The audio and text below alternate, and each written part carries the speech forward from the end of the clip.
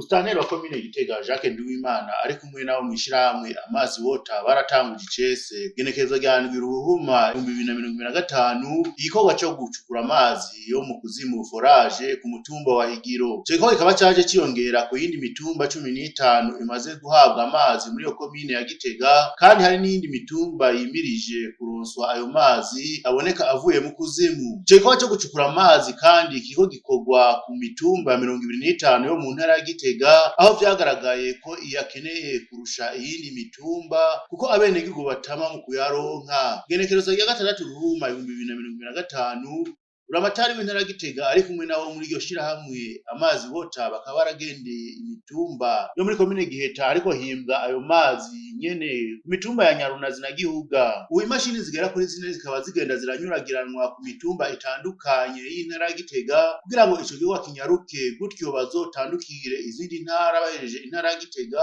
kuko Amazi Water yihaye ihangiro ryo gukora intara ku ntara kugira ngo ibikorwa birangurwa bigaragare neza. Muzimana Clovis aserukira ishirahamwe Amazi Water mu karere ko hagati n'ubuseruko yameheje ko iryo shirahamwe Amazi Water rimaze gutanga amazi mu mitumba itari mike mu gihugu c'u Burundi, kandi ivyo bakaba bikora baja inama n'ingingo n'abajeje intwaro. Ubwa Province Muzimana muri komine ya Gitega bahisemo gutangurira ku mutumba wa Higiro, yasavye abenegihugu kuzobungabunga ayo mazi. Ikindi yabasavye kuzoshigikira ibikorwa biciye mu gutanga inguvu zabo mu guca imiserege izocamwo imiringoti y'amazi kugira bazoshobore kuyashwiragiza mu duce dutandukanye. Uretse ivyo yabasavye kandi kuzoyabungabunga no gukingira ibizokubakwa.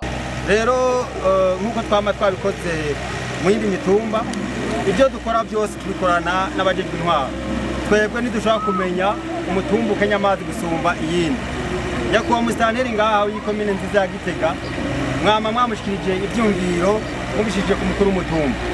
Umukuru w'umutumba nawe abishikirije mu komine, musitanteri nawe yagiriwe amahirwe akaronka abagira neza bafasha mu bikorwa by'iterambere ngaha mu komine, aca akorera kuri vya vyumviro mwashikiriza umukuru w'umutumba. Nico gituma rero mwatubonye tuza ngaha ku mutumba wa Higiro. Tumaze gutanga amazi ku mitumba ishika kuri 15 ngaha muri komine ya Gitega. Byumvikana ko namwe rero mwashikiriwe. Ico nosaba nuko aya mazi moyabungabunga, moyafate nka yanyu. Ejo canke hirya yejo tuzobasaba ibikorwa byo gushigikira by'amaboko.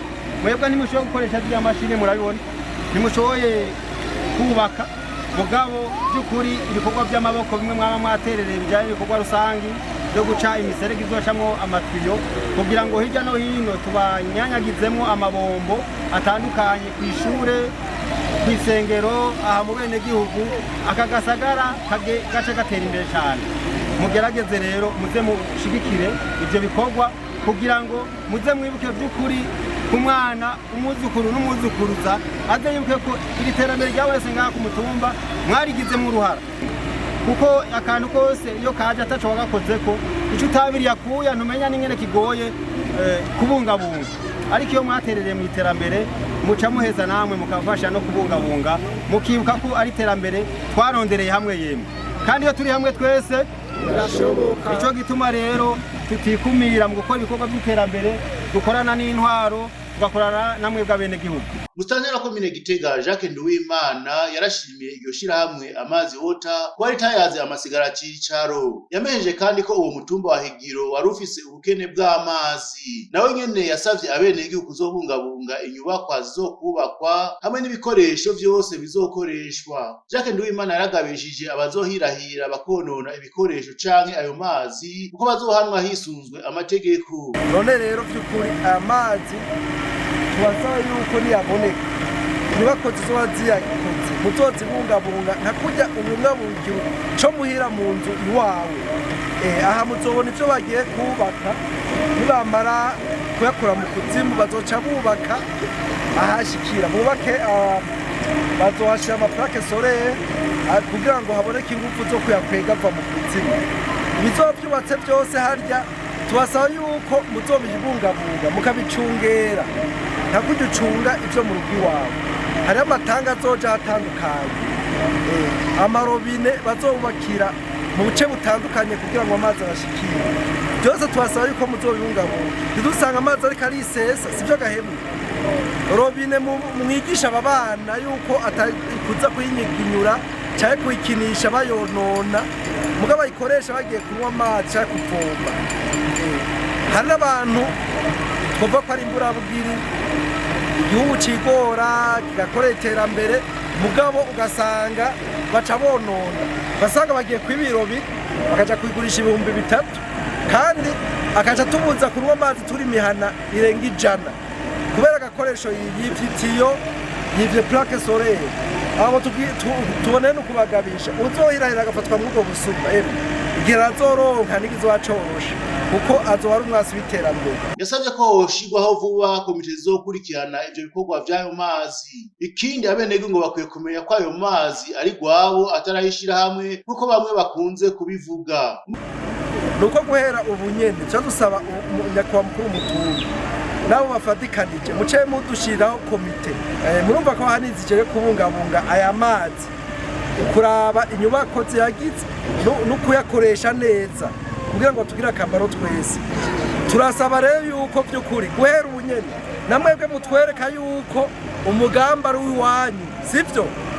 Twarabiyaze nkuko tubikora ku yindi mitumba, hari bikorwa bisabwa yuko natwe twitanga kugira ngo badukorere heshi hashoboka, sivyo? Ingiro nivyo mwari mukenya amazi mugabo nini mitumba turagomba kwishikira.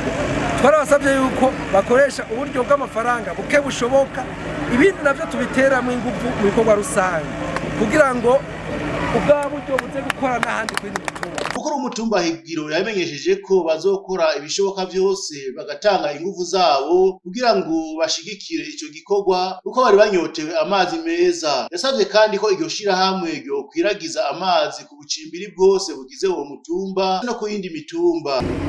Tukaba tubashimiye cyane ku gikorwa mugejeje ko uyu munsi, tubemereye nkuko mwabidusabye ibyo muzodusaba byose gukora, ibyo tuzoba dushoboye tuzobikora dufashanije n'aba turongorana umutumba, turoheza tubwirize abenegihugu bacu nkuko bama babidufasha, ndetse dukora ibikorwa byose muzoba mudutumye. Tunabatumirira ni nka tugomwa muze mutwongere kubera ni mu karere k'agacimbiri ka Kibonobono, tukaba dufise n'undi bucimbiri bubiri Nyabibuye na Gitaba, na hirya y'ejo naho nyene turakeneye ko mwotuzanira amazi meza kugira tuze tugire amagara meza, tugire n'isuku rishimishije nkuko natwe mwaturavye ryiza no mu yindi mice ya komine yacu nziza ya Gitega, muze mubandanye mubagirira neza nkuko. Abenegihugu kuri iyo mitumba yose iriko irashigwa kwa amazi barakengurukira leta y'u Burundi ku kigoro kadasanzwe iriko iragira kugira ngo abenegihugu baronswe amazi meza hafi ibicishije kwishirahamwe Amazi Water kuko bahora bafata ingendo nini bagiye guhiga amazi. Amazi aratunezereye cyane, hamwe twoyaronka turadutomboye. Ubwo yari mu kutwica nka twebwe dushaje, urabona biragoye kudugana ibido y'amazi tuyakura ku mwongo. Turatuvoma mu mwongo uri hepfo hiyo ahantu bita mu Karenga, cyane tukavoma ku mwongo uri hariya ku mwonga kwibarabara rija ku cyari ahantu bita mu Gateke, iyo tuvoma amazi. Bashimye kweri hamwe twabona amazi adushikiye. Mwomenya ko leta y'u Burundi yihaye ihangiro ry'uko abenegihugu boshikirwa n'amazi meza kugira ngo boroherwe.